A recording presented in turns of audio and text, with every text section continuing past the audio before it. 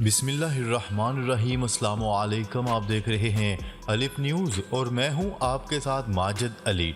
शामिल करते हैं आज की हेडलाइंस। इंतखाबी मुहिम के दौरान भारतीय वज़ीर-ए-आज़म नरेंद्र मोदी पर हमले की कोशिश।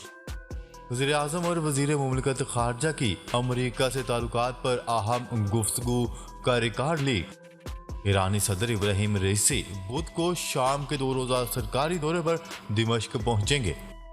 अक़वाम मुत्तहिदा के ज़ेर-ए-एहतमाम अफ़ग़ानिस्तान के मुस्तक़बिल पर दोहा में आज कॉन्फ्रेंस शुरू होगी। तुर्किया की शाम में बड़ी कार्रवाई, दाइश का सरबराह हलाक। अमेरिका और ईरान ने एक दूसरे के ऑयल टैंकर जब्त कर लिए। मुल्क टूट रहा हो तो लड़ाई का जवाब नहीं बनता, अंतोनियो गुतेरेस। सूडान में फौज पैरामिलिट्री फोर्सेस के साथ जंग बंदी में तुसी पर राजी हो गई।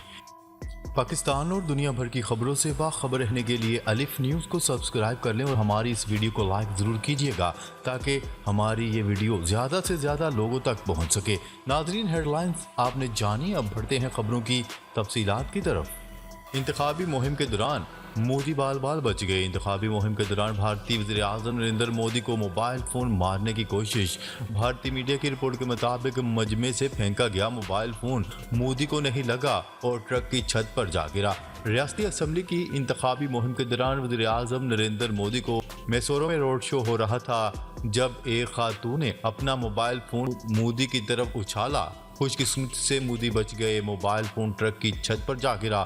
याद रहे कि भारतीय रियासत कर्नाटक में 10 मई को रियासती असम्बली इंतखाबात हो रहे हैं, जबकि वज़ीर-ए-आज़म नरेंद्र मोदी वहां इंतखाबी मुहिम के सिलसिले में रोड शो कर रहे थे। जबकि मोबाइल फेंकने की ये वीडियो सोशल मीडिया पर तेजी से वायरल हो रही है।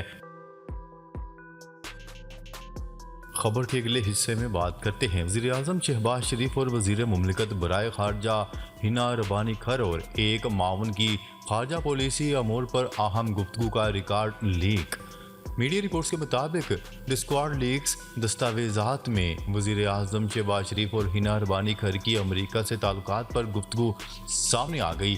अमरीकी अखबार वाशिंगटन पोस्ट के मुताबिक पाकिस्तानी वज़ीर-ए-आज़म शहबाज शरीफ की गुफ्तगू रूस यूक्रेन तनाज़ा पर UN वोटिंग से मुतल्लिक है। एक मावन ने वज़ीर-ए-आज़म शहबाज शरीफ को मशवरा दिया कि करारदाद की हमायत से पाकिस्तान के रूस से तजारत और तवानाई के समझौते खतरे में पड़ सकते हैं और करारदाद की हमायत पाकिस्तान की पोजीशन में तब्दीली का तासर देगी।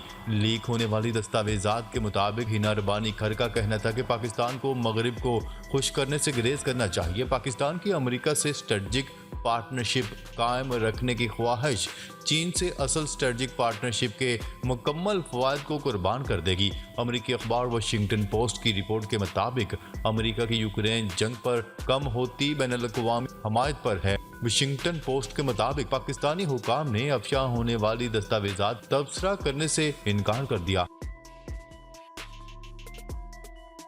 खबर के अगले हिस्से में बात करते हैं। ईरानी सदर इब्राहिम रईसी 2 रोज़ा दौरे पर दिमश्क पहुंचेंगे। ईरानी सदर इब्राहिम रईसी शाम के 2 रोज़ा सरकारी दौरे पर बुध को दारुल हुकूमत दिमश्क पहुंचेंगे। ख्याल है कि किसी भी ईरानी सदर का 12 साल के वक्फे के बाद शाम का ये पहला दौरा होगा। ईरानी मीडिया के मुताबिक सदर इब्राहिम रईसी अपने शामी हम मनसब बशार अल असद की खसूसी दावत पर शाम जा रहे हैं। सदर इब्राहिम रईसी शाम के सदर बशार अल असद से अपनी माशी व सियासी वफूद के साथ मुलाकात करेंगे। ईरानी सदर का दौरा शाम खित्ते की बदलती सूरत हाल में बहुत अहमियत का हामिल है। शाम में 2011 में शुरू होने वाली खाना जंगी के बाद किसी भी ईरानी सदर का ये पहला दौरा है। खबर के अगले हिस्से में बात करते हैं। अक़वाम मुत्तहिदा के ज़ेर-ए-एहतमाम अफ़ग़ानिस्तान के मुस्तक़बिल पर दोहा में कॉन्फ्रेंस आज शुरू होगी।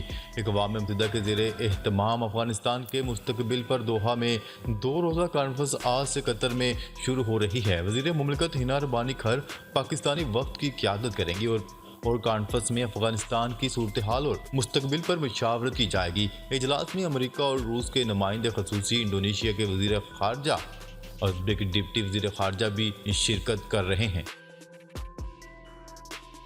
खबर के अगले हिस्से में बात करते हैं। तुर्किया की शाम में कार्रवाई, दाइश का सरबराह मारा गया। ترکش انٹیلیجنس فورسز نے شام میں کارروائی کرتے ہوئے داعش کے سربراہ ابو الحسین القریشی کو ہلاک کر دیا۔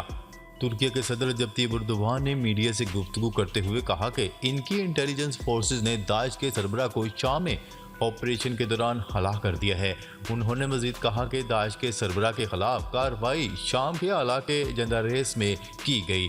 ترک صدر رجب طیب ایردوان کا کہنا تھا کہ ترکیہ کی قومی انٹیلیجنس تنظیم کافی عرصے سے داعش کے سربراہ ابو الحسین الحسینی القریشی کا تعاقب کر رہی تھی۔ غیر ملکی میڈیا کی رپورٹ کے مطابق شام کے مقامی اور سیکیورٹی ذرائع کے حوالے سے بتایا گیا ہے کہ کارروائی شمالی شام کے قصبہ جنداریس میں کی گئی۔ یہ علاقہ ترکیہ کے حمایت یافتہ باغی گروپ کے زیر کنٹرول ہے۔ خبرساں ادارے کی رپورٹ کے مطابق جنداریس کے ایک رہائشی نے بتایا کہ ہفتہ اور اتوار کی شب علاقے میں شدید جھڑپیں ہوئیں اور دھماکے کی آوازیں سنی گئی۔ خبرساں ادارے کی رپورٹ کے مطابق سیرین نیشنل آرمی نے اب تک داعش کے سربراہ کے مارے جانے کی خبر پر کوئی رد عمل ظاہر نہیں کیا۔ واضح رہے کہ نومبر 2022 میں داعش کے سربراہ ابو الحسن الہاشمی القریشی کے مارے جانے کے بعد ابو الحسین کو دہشت گرد تنظیم کا نیا سربراہ بنایا گیا تھا۔ خبر کے اگلے حصے میں بات کرتے ہیں۔ امریکہ اور ایران نے ایک دوسرے کے آئل ٹینکرز ضبط کر لیا۔ امریکہ نے حال ہی میں ایران پر عائد پابندیوں کے تحت سمندر میں ایرانی تیل سے لدا ایک ٹینکر ضبط کر لیا تھا، جس کے چند روز بعد اب ایران نے جوابی کارروائی کے تحت تیل سے لدا ہوا ایک ٹینکر قبضے میں لے لیا۔ روئٹرز کی رپورٹ کے مطابق یہ پیش رفت ایک ایسے وقت میں سامنے آئی جب تیل کی منڈیوں میں کھلبلی مچی ہوئی ہے۔ ایران کے جوہری پروگرام پر امریکہ کی جانب سے برسوں سے عائد پابندیوں کے دباؤ کے بعد ان کارگوز کو ضبط کیا جانا امریکہ اور ایران کے درمیان کشیدگی میں نیا اضافہ ہے۔ ایران ان پابندیوں کو خاطر میں نہیں لاتا اور اس کی تیل کی برآمدات میں اضافہ ہو رہا ہے۔ ایران کا موقف ہے کہ اس کا جوہری پروگرام شہری مقاصد کے لیے ہے، جبکہ امریکہ کو شبہ ہے کہ ایران جوہری ہتھیار تیار کرنا چاہتا ہے۔ میری ٹائم سیکیورٹی کمپنی ایمبرے نے کہا ہے کہ امریکہ نے ایرانی تیل سے لدا آئل ٹینکر ایران کی جوابی کارروائی سے لگ بھگ 5 روز قبل ضبط کیا تھا۔ اس معاملے سے واقف ذرائع نے معاملے کی حساسیت کی وجہ سے شناخت ظاہر نہ کرنے کی شرط پر بتایا کہ امریکہ نے عدالتی حکم موصول ہونے کے بعد مارشل آئی لینڈ کے ٹینکر پر لدے تیل کے کارگو کا کنٹرول اپنے قبضے میں لے لیا ہے۔ امریکی بحریہ نے کہا ہے کہ ایران نے خلیج عمان میں مارشل آئی لینڈ کے جھنڈے والے ٹینکر کو اپنے قبضے میں لے لیا۔ یہ ایران کی جانب سے خلیجی پانیوں میں تجارتی جہازوں پر تازہ ترین قبضہ یا حملہ ہے۔ ایران کے سرکاری ٹیلی ویژن نے کہا ہے کہ مذکورہ ٹینکر نے ایرانی کشتی کے ساتھ تصادم کے بعد 8 گھنٹے تک ریڈیو کالز کو نظر انداز کیا۔ اس تصادم کے نتیجے میں عملے کے متعدد افراد زخمی اور 3 افراد لاپتہ ہو گئے۔ خبر کے اگلے حصے میں بات کرتے ہیں۔ ملک ٹوٹ رہا ہو تو لڑائی کا جواز نہیں بنتا، انٹونیو گوٹریس۔ اقوام متحدہ کے سیکرٹری جنرل انٹونیو گوٹریس نے کہا ہے کہ جب ملک ٹوٹ رہا ہو تو لڑائی کا کوئی جواز نہیں بنتا۔ انہوں نے موقع نشریاتی ادارے العربیہ ٹیلی ویژن کو انٹرویو دیتے ہوئے اپیل کی کہ سوڈان میں بحالی امن کے لیے افریقی قیادت میں ہونے والے اقدامات کی ہر ممکن حمایت کی جائے۔ واضح ہے کہ سوڈان میں فوج اور پیراملٹری فورسز کے درمیان جاری لڑائی تیسرے ہفتے میں داخل ہو چکی ہے، جس میں اب تک کی اطلاعات کے مطابق سینکڑوں افراد ہلاک اور ہزاروں نقل مکانی کرنے پر مجبور ہو چکے ہیں۔ خرطوم میں 50 لاکھ افراد مقیم تھے۔ عالمی خبرساں ایجنسی کی رپورٹ کے مطابق سوڈانی محکمہ صحت نے تصدیق کی ہے کہ اب تک 528 افراد ہلاک اور 4500 سے زائد افراد زخمی ہو چکے ہیں۔ اقوام متحدہ کے غذائی پروگرام کے مطابق مسلح افواج کے درمیان جاری لڑائی سے مزید لاکھوں افراد بھوک کی لپیٹ میں آ سکتے ہیں، جبکہ 1/3 آبادی پہلے ہی قحط کا سامنا کر رہی ہے۔ خبر کے اگلے اور آخری حصے میں بات کرتے ہیں۔ سوڈان میں جاری فوج اور پیراملٹری فورسز کے درمیان جھڑپوں میں سوڈانی فوج جنگ بندی میں مزید 72 گھنٹے کی توسیع کے لیے راضی ہو گئی۔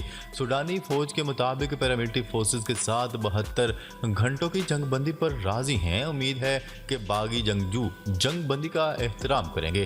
گزشتہ روز ہی سوڈان کی پیراملٹری فورسز نے جنگ بندی میں توسیع کا اعلان کیا تھا۔ دونوں متحارب فوجی قوتوں کے درمیان پہلے اعلان کی گئی جنگ بندی بندی کا وقت اتوار کی رات کو ختم ہو گیا تھا۔